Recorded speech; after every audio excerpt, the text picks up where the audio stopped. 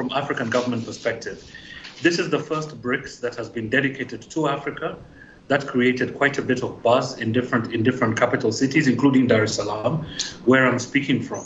I think the key outcomes is a decision in principle to expand this coalition. As you know, a number of African countries have applied to join it.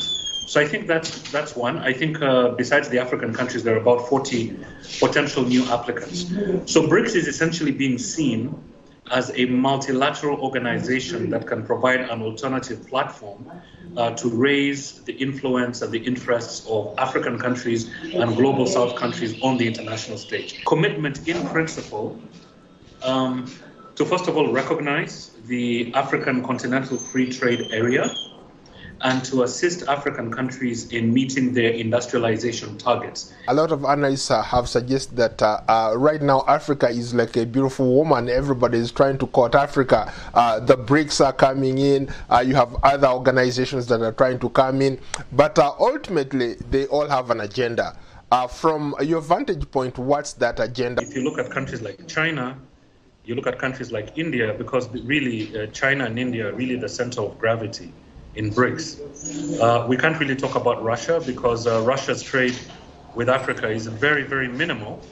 Russia needs African countries, needs African diplomatic support because of the diplomatic isolation that the Kremlin is facing. But India, countries like India and China and Brazil, the interests are much deeper. These are countries that have always seen the value of the African market. Secondly, the African Continental Free Trade Area has also increased that interest, right? And persuaded countries like China and India that there's actually there's an economic rationale for engagement. There is talk about how these BRICS want to come up with their own quote-unquote currency, maybe to ditch the dollar. Is that a realistic thing that they can bring to bear? The fact that African countries, together with Latin American and Asian countries and the People's Republic of China, are talking about creating a more diverse international system, creating a more multipolar world where the interests of poor countries can be served. I think it becomes very seductive in light of that. However, in the short to medium term, I don't think it's an easy objective to achieve, simply because all these countries, including China itself, is very well integrated in the dollar-denominated international financial system. I think about 5 countries were invited to join, but there are others on the list who want to join this organization. United Arab Emirates, Saudi Arabia, Iran definitely have an interest, a strategic interest. Argentina would also like to join this coalition.